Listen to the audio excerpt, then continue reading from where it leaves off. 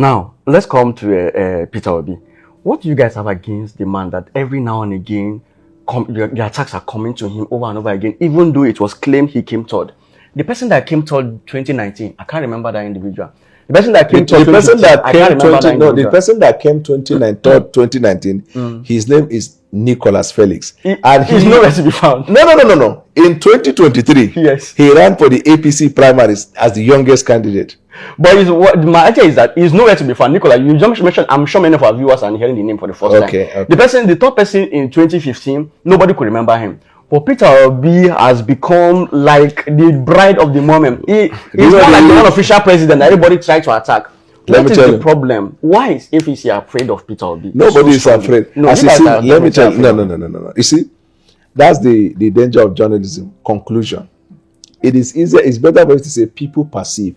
If you say you guys are afraid, you have concluded and you don't have data. The data is clear. What is it? The data there is that Peter Obi has not left you guys' mouths. Every moment, every now and again, so every ask you, has Peter Obi kept his mouth shut? He cannot keep his mouth shut. So if he told all those citizens we cannot join issues, he's acting more like a citizen. Everybody that can criticize the work of the government, and that's what he's doing. Yes, acting like an opposition, criticizing the work of the government. So when the opposition, why are you guys against him? So when want to make sure that everything about Peter Obi is killed down. When Peter Obi opened his mouth and say anything, yes, you guys in the media used to call us and say Peter Obi says so thing.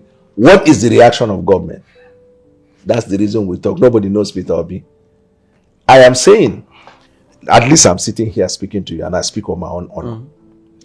Everything you see me say on Peter Obi to counter whatever he said, I was contacted, and you will see in the reportage, I was contacted, what is your reaction to what this person say about government?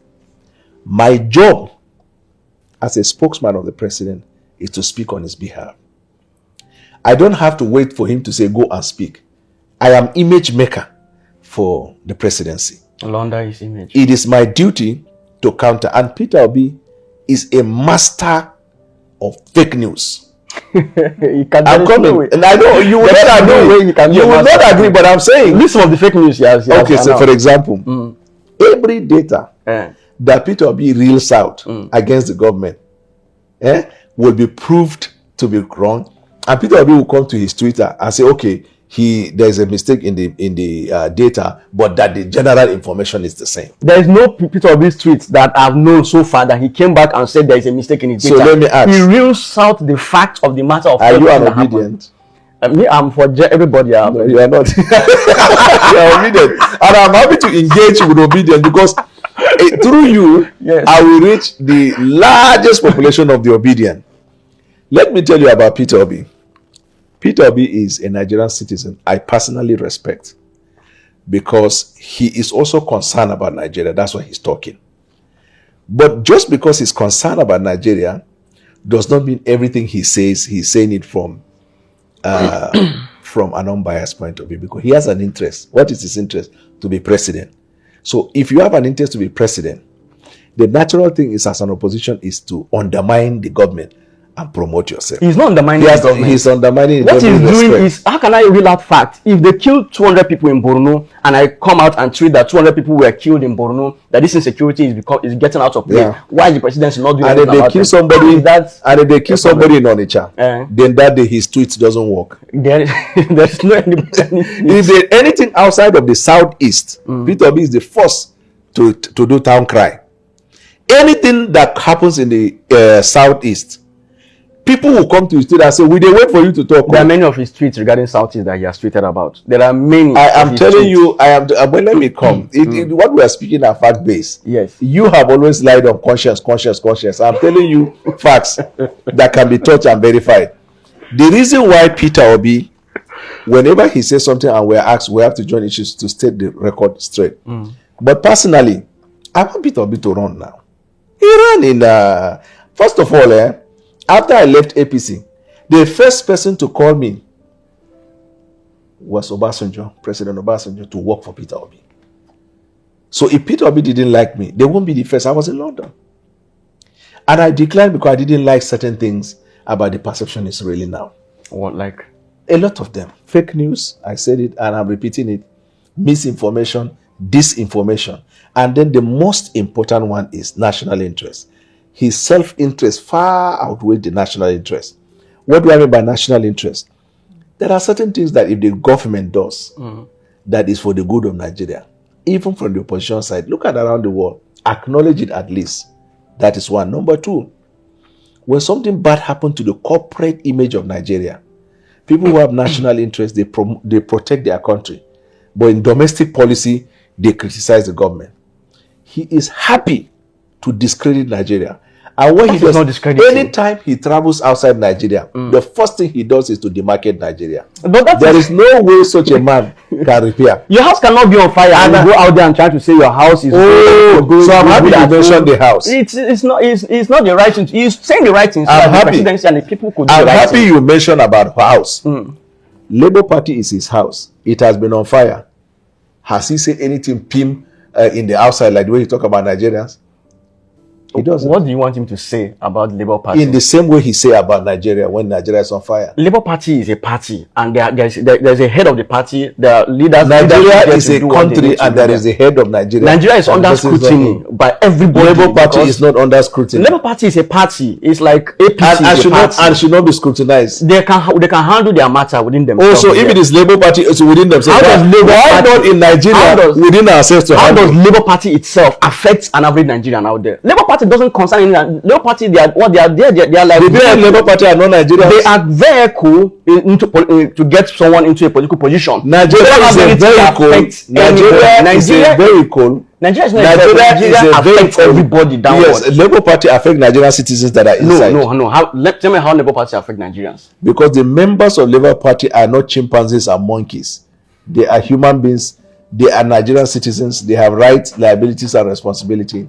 And two, decision of Labour Party affect the families of Labour Party members. Three, Labour Party owes the Nigeria as a nation a duty to be a formidable opposition. Instead of you to be looking at APC, you are looking at the Labour Party. This is the problem I'm talking about, that you guys are focused. It's not Labour Party that is only in existence. So there are many other political parties that are in existence. But why are you guys focused on Peter Obi and his party? So why? It's only Nigeria that is in existence in the world. There are problems in Bangladesh, Afghanistan, and America. What's my business with Bangladesh so and Peter America? Obi does not talk about it, talk about Nigeria. What's their business with them? But then the Labour Party doesn't talk about Labour Party. It doesn't. Labour Party is a party. It doesn't have anything. There's nothing Labour Party did that affects me. I'll be ready to engage with you when you deconstruct your mind to look at things from the same prism. The whole look at it. Let me tell you, the whole essence of party. Yes. If a party, Labour Party is an entity in Nigeria. Yes. It's a registered political party. Like many other political parties. If Peter Obi is going to be political parties also. If Peter Obi is going to be president, yes.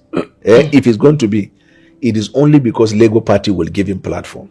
That is the importance of political party, no matter how small it is. Now he contested in Labour Party in 2023. Yes. He may not use the same platform. It's a platform. So that means if he becomes president and there's problem in Nigeria, he will now go and become president of Cote d'Ivoire.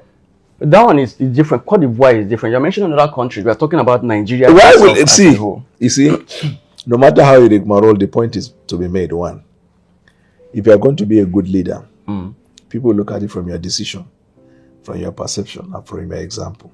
Are you saying Peter Obi is not a good leader? So you're concluding. What you're doing is your mind is not prepared for conversation. Your mind is prepared to push an agenda. If you're asking me a question, I listen because I want to also have engagement. Okay. Your mind, you are not comfortable to receive the truth, so you fight the truth by saying something.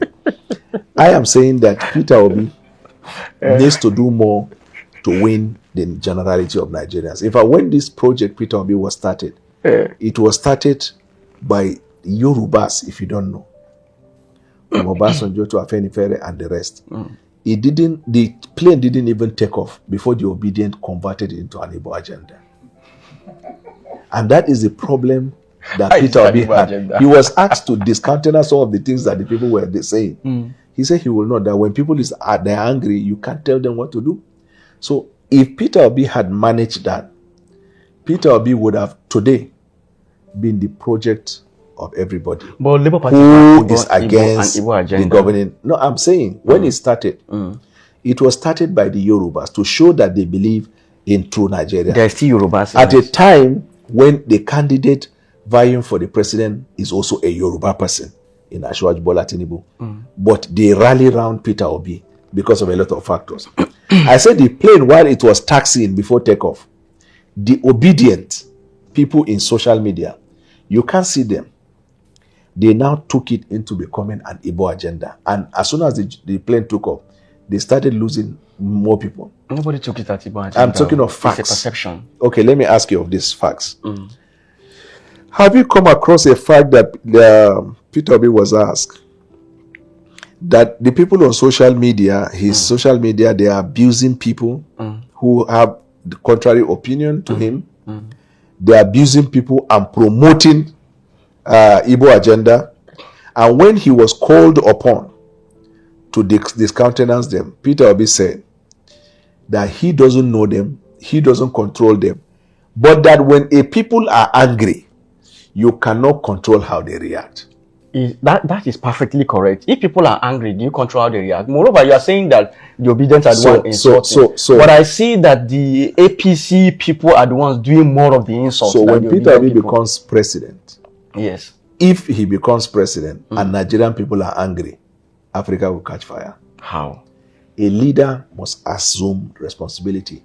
That is one problem Peter Obi has. He does not accept the responsibility. That's why a true Labour Party, when there was crisis, he will never come. His spokesman, my very good friend, KENNETH OKONKWO, first got angry with him and said this problem has started to enter and talk. Peter Obi refused to talk until it got out of hand. Peter Obi does not want to accept responsibility. He has said it over and over again that the people doing the insult and those things doesn't necessarily mean that they are Labour Party or they are obedient. Anybody could insult. So that is what made them become obedient? No, those ones that they say he should discountenance, they identify themselves as obedient. All he needed to do was, on that same social media platform, to do a press statement. I do not share the opinion of those who insult this. Though I do not. All this he was supposed to say. So he should discountenance people's freedom of speech. Not So the freedom of you speech. started from he does not know them to now he discounted. No, I'm just assuming that he knows them. So like I don't talk on assumption, I talk on facts. Then secondly, with respect to you, if I disagree with what you say, yes, it doesn't mean I fight your freedom of speech. I'm saying I'm not associating with the expression of your freedom of speech. I'm not abusing you. The reason why he is required to say, so that those people supporting him who don't subscribe to that vitriol will know that he represents leadership and he does not subscribe to that. He lost a lot of people by that, but that's not the only reason why he was losing people. Because he does not accept responsibility. Till tomorrow morning, Peter Obi does not accept. Okay, when people change party, he abused them. He is currently discussing on how he will become vice presidential candidate. The Obidient said the only reason they are supporting him is so that Peter Obi will be the president of Nigeria. Anything short of that, they are not going to agree. He has been having meetings to become the vice presidential candidate. That is rumor. He has accepted it. When he came out and he said that he's going to run, Arise TV called his spokesman and say he has finally said he's going to run. Why are people talking coalition? They say no, he didn't say he will run. People don't understand that he is in coalition. You see all this ping-pong table tennis, that is not the true character of a leader. You have to say something and stand. You may lose some people, but your standing will bring them back or bring more people. Peter Obi, among all the candidates that I know, he loves to run away from responsibility. And that is his greatest weakness as somebody wanting to occupy public office. Now, where I beg to define in this responsibility and the vitriol you're talking about is that people go out there and vitriol. All the people doing all the vitriol, insults and all of that for APC. Are you going to tell President Tinubu to take a... President Tinubu has condemned it now. No. Show me any tweet that or any statement that President Tinubu came out and said, these people insulting this person insulting this person, should stop insulting or don't do this. So there is no... I want you to promise me... Yes. That when I forward to you, yes, whoever you are interviewing tomorrow, yes, in the beginning, before you interview, you promise me that you will say, when I interview Daniel Bwala, I say he should forward to me a tweet in which President Tinubu discountenance certain threats by members of APC. Not threats. And that I'm coming. Insults that people are giving people. Threat is even stronger than insult now. Okay. It's the same. Yes. And that I'm glad to let you people know Daddy Bwala has actually showed me, and I want to and I will show them. You are promising? I will show them. No, that I will show them that tweet so that they can now use it and download it. Now, if you don't show them, yes, me too. I'm active on social media. So we too were Gen Zs over the purpose of social media. I'll go on social media. So if you promise me, we have a deal. Next question. No problem. Okay, now let's do it this way. Now you're talking about coalition. Atiku, Peter Obi, and probably like they say, El-Rufai is coming on board. Are you guys afraid of that kind of coalition? We are not, because they look like I call them association of wild goose chasers. They're on a wild goose chase. Why? What they are chasing does not even exist in their imagination. It only exists in their imagination. Let me tell you, one time there was coalition in Nigeria that wrested power from the ruling party. It happened in 2013 when they started forming. There was an earlier attempt, but they failed. This time around, it worked. That brought about the party APC. It's a coalition of legacy parties. You know those legacy parties. The reason why they succeeded was, one, they had a common purpose.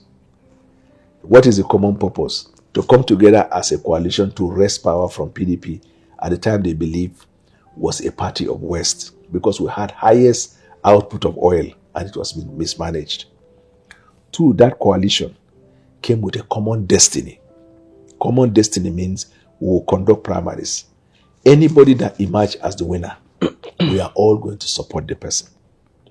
And then three, they came up with a unified front. They are not speaking two different languages. And when they came together like that, the Nigerian people followed them. Because before then, people were angry with Jonathan because of those Chiboges and some of these other things. But they didn't see anybody that they can say, "Mock, we support this one." Just like the NSAS, angry, but they have not decided on one person to support. At that time, the anger, when they saw the purpose with which the coalition came together, they just went behind the coalition. And these people were able to wrest power from the ruling party. If you want to apply the principle to this current coalition, the facts are not the same. One, El-Rufai wants to be president. Peter Obi wants to be president. Atiku wants to be president. Kwankwaso wants to be president. And then the other guy that was in SDP that ran for president, he too wants to be president. And after how many months, they have not resolved that question. Two, the parties of the legacy parties that came together at the time, they never had any crisis. There was a national chairman, national secretary, national leader, everything intact. They came together in that representation and struck a deal. The current one, Labour Party, is 3. APC is 2. Kwankwaso is 2. All of PDP, you see it. I say APC to PDP, what I mean. So they have different factions. And this faction, their problem didn't start when Aswaju became president. Even before he became a candidate of the party, PDP had a problem. And after this long period, they have not resolved it. I'm giving you the distinction between those facts that I said we are not afraid of them.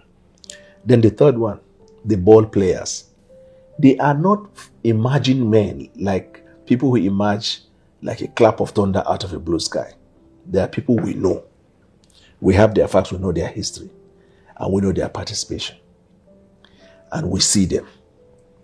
And then last but not the least, they have not paid for the sins they committed for the Nigerian people. This five element is hitting them in their face. They don't look like they are organized enough to put a threat or fear to anybody, not only the president.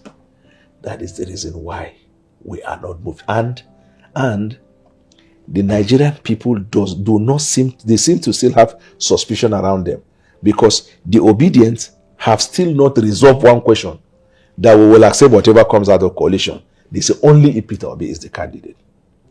PDP, the governors forum, somebody is interested to be president. There are some people that say Atiku should step down now, let younger people come. There are different, and none of them has come down, irrespective of the party problem that they have. If you go to Kwankwaso and the rest of them in that. So their problem is hybrid, hydra-headed, and it is orishirishiri. No political coalition will defeat a governing party, even if that governing party is weak in the present constitutional arrangement. And if you look at the coalition that brought APC, 2 years before the election, they were not confused. 1 year before the election, they were rock solid on ground. Now, 2 years to election, all these parties with the antecedent problem that I mentioned, they don't look like they are resolving. That's why you are saying Peter Obi may not likely contest on the platform of Labour Party, because he's seen that the Labour Party arrangement may be a problem for him. They say the other person. So what they are now thinking is whether to form another party or to join another party. When they say they were going to go to SDP, before you see Jack Robinson, they say, oh, Tinubu is controlling SDP, we don't go there. Now they form a committee under Rotimi Amaechi. He's suggesting that they should have what they call ADA, another political party. The name of the party, if you say your name is Barcelona and the players that are playing Akwasheko, you cannot get Barcelona's result. So the name, are there no Barcelonas in Nigeria Football Club? People say we are Real Madrid. There are major clubs of the world, in different parts of the world. There are people who that keep call their names like that. Do they replicate the result of Barcelona or Real Madrid? It's not by the name. It is the players. The players. That is my case regarding the coalition. Even though they are coming with 6 million votes, 7 million votes, all those votes that they are coming with, it's not a threat. Doesn't play a threat. That's the problem. That's the problem you say. You are doing as if they went to supermarket and bought the votes. What makes you think that those 6 million that they had today, the 6 million are with him? Because he may have increased or he has lost. The data will show. The same thing with the other person. And let me tell you this. If you look at history and trajectory, when you are more coordinated, well organized, you prepare for exam, everything intact, you get C. You think now that way you never read, you never see book, you never say, you never read, you never do anything, you get A, except if the force behind the coalition is witches and wizards.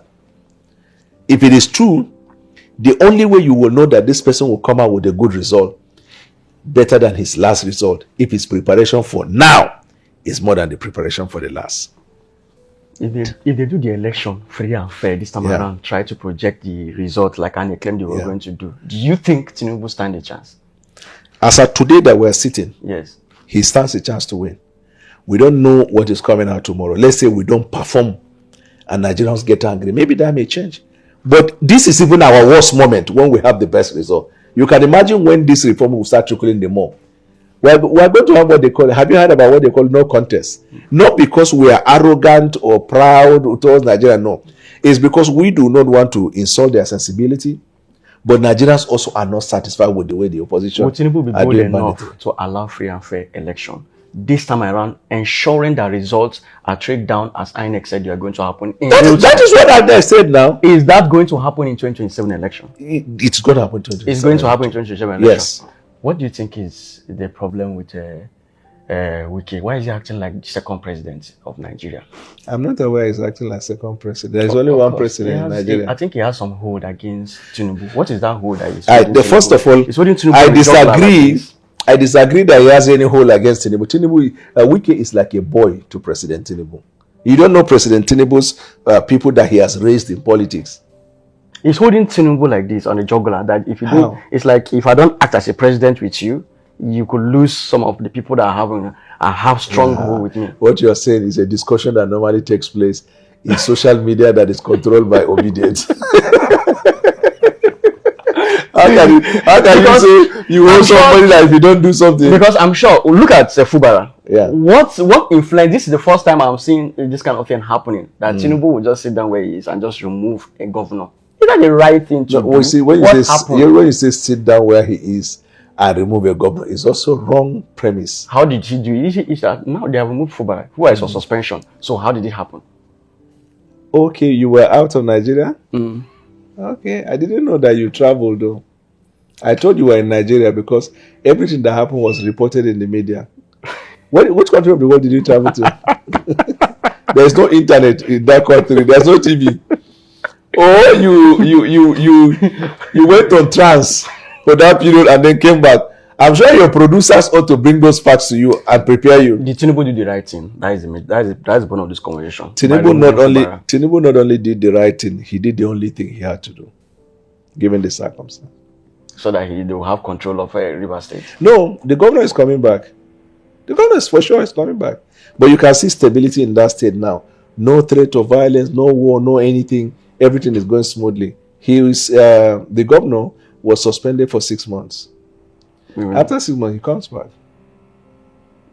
And in fact, the governor has yesterday or day before yesterday, he had a rally or something with people in which he was even imploring on people to support the administration. I mean, this governor had unfettered access to the president. You guys are beating him down. He has to succumb to the powers that be. But he has lost his position. He doesn't have any say again. He's as powerless as in Nigeria. Nothing. So he has to succumb to the powers that be.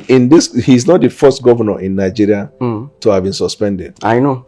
And the governors that were suspended in the past, they were criticizing the government till they came back. So what do you mean? Good. It comes down to the same element.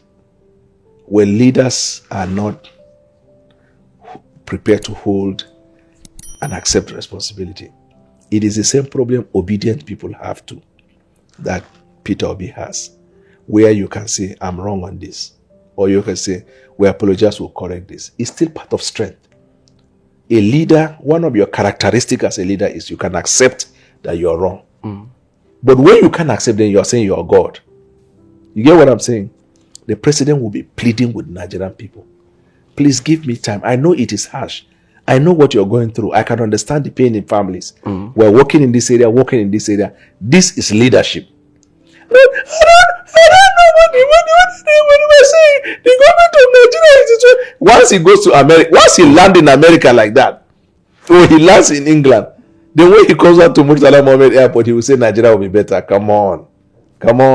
Now, what is the problem with PDP as a party? What do you think was their biggest mistake that made them to lose that election in 2023? They were not coordinated till the election. They had the problem. You were with them. They had a problem of Wike that was not resolved. 5 governors that were not resolved. Some leaders of the party that were not resolved. Some members of the party who had this sentiment that Buhari has done 8 years. Why should a northerner run? All those things put together when they went to the election. You were with them in that party and you were speaking for them. Why didn't you see all of this? Why didn't you raise it up with your leaders? I was not only talking to my leader at the time, I was also talking in the TV about this problem. Yes. If you have watched my program. Yes. Even after the election, I was also calling them out on the same. I wasn't hiding anything. Do you think Atiku was the downfall of the party? Caused the downfall of that PDP party? I don't know. I don't know what... I just know that lack of organization. So I don't know if it was caused by Atiku or anybody. Why should he come out for the election when he knows that it's a turn of the South? It's a fact that only him can answer. You spoke for him. But I was not his running mate. You were not his running mate, but you spoke for him. Even his running mate has come to support Asiwaju. And we're hoping that himself too will support Asiwaju at some point. You guys, how would Atiku? There is no way Atiku can support Asiwaju. So if I tell you that Peter Obi, before 2027, will support President Bola Tinubu, will you argue it? It's impossible. What formed that decision or that? Because the Peter Obi I've known. So you know him. Now yes. We know you're obedient.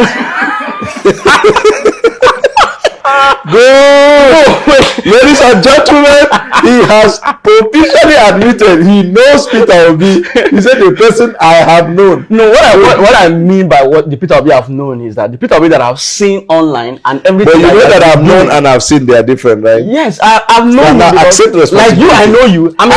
Accept responsibility. We talked about a while ago. No, today night is the first time I'm seeing you, and we are meeting and we're discussing. But I've known you because I can speak about all the things I've been seeing you do online. I've watched your clips over and over again. Oh, I can say I know Daniel Bwala based on that context. That is the same context I know. What is your Twitter handle?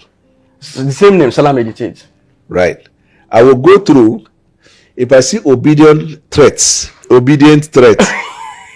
will call you for the second interview. Do you agree? No problem whatsoever. Okay. No problem whatsoever. So, but that is the Peter Obi that I know in that context can never and will never support Asiwaju Bola Ahmed Tinubu. It's not possible. Let me take you back. That same Peter Obi you know. Yes. once stood up in Anambra and swore by heaven that the day he left APGA, may he die and his children die.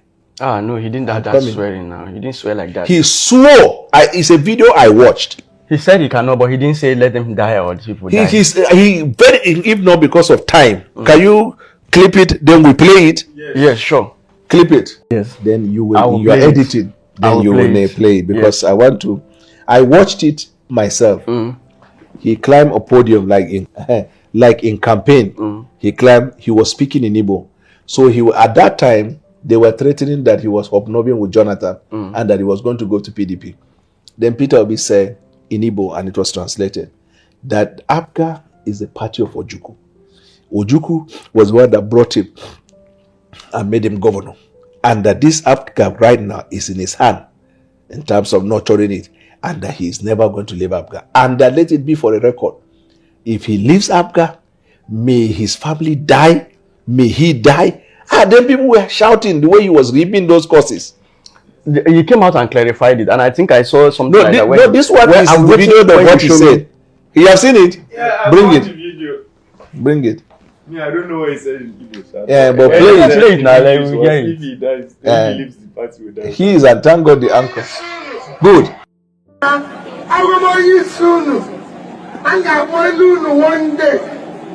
I'm not going to Yes, sir.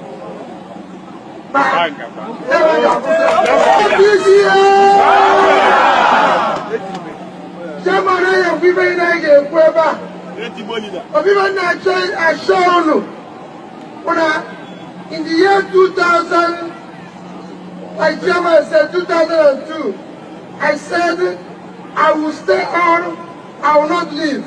Get that? I will not leave. He will die without.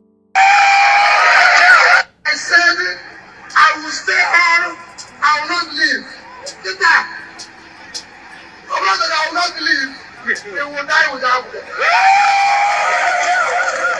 We will see some more.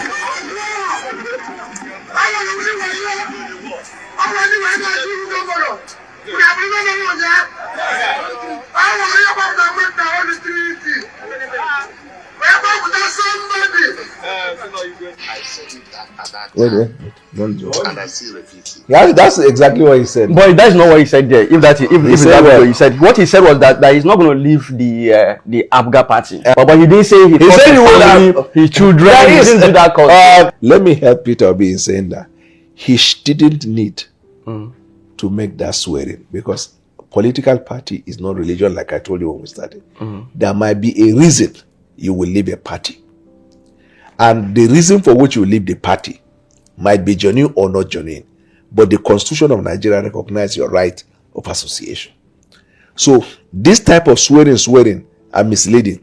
He's fond of doing it. But create room, let them understand. If today he leaves the Obidient and he leaves Labour Party and goes to another party, are his supporters not going to support him? They'll follow him now. Why are they following him? Because he is pushing towards the path that will actualize what he wants to do. That is politics. You cannot now, because he has left that place to a new party, now say he doesn't have principle, he doesn't have character, he's double-faced, and all these kinds. You will see that when that thing happens, the Obidient will still not know this fact that we're talking in terms of politics. They will find a way of changing the language. Don't, as a politician, give the world the impression you are a messiah. Okay, but even at that, I understand what you're saying about choosing to be at a place. But the bone of what I'm trying to say is what you asked regarding whether he's going to support President Tinubu. There is no way he's going to support President Tinubu. I just believe that he's going to play right. He may change, and if he changes, then we'll watch and see. But the whole bone of content I'm trying to say on the party, on the PDP party, I think Atiku ruined the party. That is what I'm thinking, because he knows categorically clear that this is, in 2015, he left PDP to APC, the same because of the fact that this is the turn of the North. Why is he coming back again during 2023 to come and contest on the same principle that he ran away from in 2015? So I when you see him, yes, ask him that question. No, because he spoke for the party. That's the reason why I believe that he could have done something about it to make amends. Now, do you think in 2027 you may go back to Atiku to speak for